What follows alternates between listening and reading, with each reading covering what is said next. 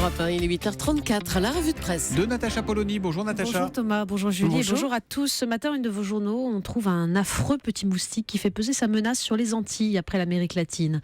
Le Parisien, faut-il avoir peur du virus Zika ? 20 minutes, poussées de fièvre. Mais les poussées de fièvre, en fait, il y en a d'autres. Le Figaro, primaire, déchéance, chômage, François Hollande attaqué sur tous les fronts. Et Libération, police et armes à feu, légitime défiance. Vous évoquiez la primaire, là on va parler de la primaire américaine pour commencer. Oui, parce qu'évidemment, nous, on est sur la primaire à droite, à gauche, chez nous, on pense plus qu'à ça, avec un but affiché, d'ailleurs ça c'est la une de l'opinion, la montée en puissance du tout sauf Hollande, mais aujourd'hui, c'est de l'autre côté de l'Atlantique que la presse française prend des leçons de primaire.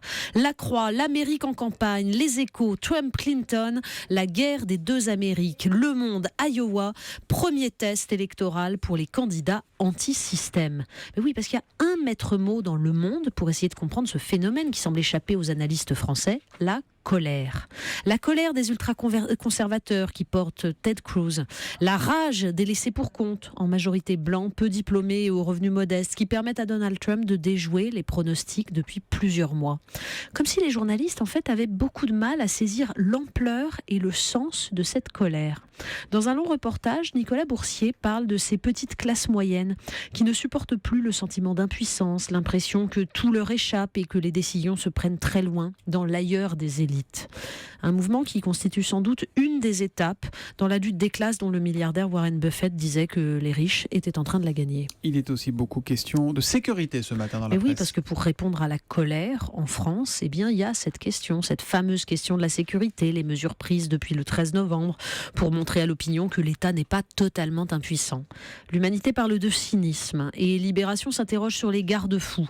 En première ligne, l'article 20 du projet de réforme pénale qui modifierait les règles d'ouverture du feu pour les policiers. Et puis dans l'IB, ce reportage à Créteil avec les éternels mots de permis de tuer, carte blanche donnée aux policiers. Mais en fait, le plus intéressant, ce sont les réflexions de ces policiers sur la page suivante. Des policiers qui essayent d'analyser ce qu'aurait changé cet article 20, le 8 janvier par exemple, face aux frères Kouachi, ou le 13 novembre au Bataclan. Saïd, l'aîné des frères Kouachi, le 8 janvier, prend de l'essence, un lance-roquette en bandoulière. En droit, pouvait-on les abattre, lui et son frère ? Difficile, voire impossible, avec l'ancienne loi, explique un policier. Il fallait que l'arme se voie ostensiblement, qu'elle soit sortie de son étui et que les tirs soient engagés avec les suspects. En fait, dans les mots des policiers, ce qu'on entend, ce sont les réticences, l'obsession de la bavure, la peur du procès. Alors pour les avocats, en revanche, la nouvelle loi est inutile. Pour un chercheur du CNRS, et interrogé par l'IB, elle rendra même le travail des policiers encore plus compliqué. Mais ça, c'est vu du CNRS. Une photo qu'il faut regarder en face ce matin. Oui, c'est cette photo qui est dans Libération, justement. Un enfant sur un rocher, petit frère de malheur d'Aylan Kurdi, comme tant d'autres sans nom.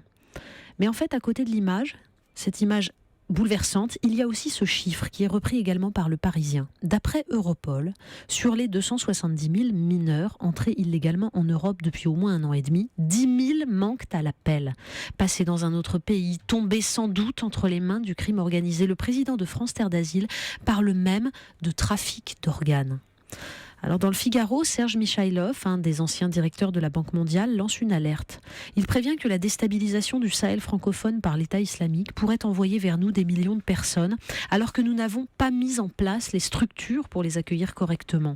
Il cite les travaux d'un chercheur britannique montrant que plus les cultures des immigrés sont éloignées de la culture d'accueil, plus l'intégration est lente et plus se constituent des diasporas qui préservent leur culture d'origine et fonctionnent comme des aimants pour les nouveaux arrivants. Un défi pour plusieurs décennies qui nécessite courage et vision politique. Allez, tout à fait autre chose. Vive le matin. Mais oui, parce que Le Monde revient sur cette nouvelle mode chez les cadres urbains de se lever aux aurores pour penser à soi, se faire du bien, faire le point, pratiquer le yoga, le jogging avant de plonger dans le rythme infernal de la journée.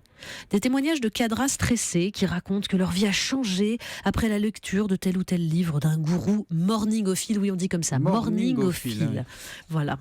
Et alors, le problème, c'est qu'on a une étrange l'impression, en fait, quand on lit cet article, c'est qu'on comprend que ce qui devrait être en fait une reprise en main de sa propre existence devient une occasion de plus de développer ses performances, sous le regard d'ailleurs très approbateur des dirigeants d'entreprise. Même nos petits matins tranquilles ne nous appartiennent pas. Enfin, à vous et moi, ils n'appartiennent pas du tout. Mais ça, c'est un autre problème. Natacha Polony, agent 006, autrement dit avant 007. Mais oui, ça c'est une exposition formidable au musée des Archives nationales dont nous parle le Parisien, avec des objets extraordinaires qui nous racontent les secrets de l'État.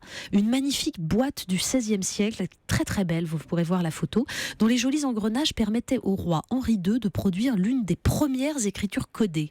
Et puis une autre qui ressemble alors à un vieux combiné téléphonique et en même temps une espèce de compteur électrique, c'est la ligne cryptée qui permettait à Charles de Gaulle de converser avec Léonid Brejnev. Et puis, alors là, un chiffre, je vous le donne, ce chiffre, il est essentiel, écoutez bien, 571 302 1/3. C'est griffonné sur un bout de papier et c'est scotché à une carte de visite, celle de Pierre Messmer, ministre des Armées et futur Premier ministre. Qu'est-ce que c'est ? Le fameux code de la bombe atomique, je vous le jure. Ils l'ont changé depuis ? Oui, je pense. Mais en fait, comme il devait l'avoir sur lui et qu'il ne pouvait pas le planquer dans un téléphone portable comme nous le ferions aujourd'hui, il l'avait mis dans sa poche, tout simplement, griffonné. On est très très loin de James Bond quand même. Oui. Allez, en mer pour finir. Mais oui, parce que tous ces objets, en fait, pourraient être embarqués sur la croisière très spéciale dont nous parle le site Slate. Oui, on connaît la croisière des idées qui permet à nos retraités d'écouter d'éminents intellectuels, mais aux États-Unis, la firme Princess Cruises propose un autre type de voyage. Alors pour le paysage, c'est ce classique, c'est celui de la Riviera mexicaine, mais pour les conférences, c'est tout ce qui se fait en matière de complotisme. Ça s'appelle la Conspiracy, SEA, ou le jeu de mots. Et vous entendrez parler alors vaccination, OGM, 11 septembre, agenda Star Wars, je ne sais pas exactement ce que c'est, Bilderberg et autres groupes d'influence, c'est formidable. La petite fille du président Eisenhower s'y présente comme alchimiste globale et vous avez même un intervenant qui propose de démontrer que l'idée que vous allez mourir est une conspiration. Bien sûr. Oui, et alors ce qui est très rassurant, c'est de se dire que tous ces gens, à leur retour, iront tranquillement voter pour les primaires américaines. Vous savez, à la fin, la marmotte, hop, elle prend le papier, elle le rabat sur le chocolat. Oui, on ne nous le dit pas. La revue de presse de Natacha Polony. Non, on l'ouvre le papier, on croque le chocolat et c'est bien meilleur et plus simple. La revue de presse de Natacha Polony tous les matins à 8h30 sur Europe 1. À demain, Natacha. À demain.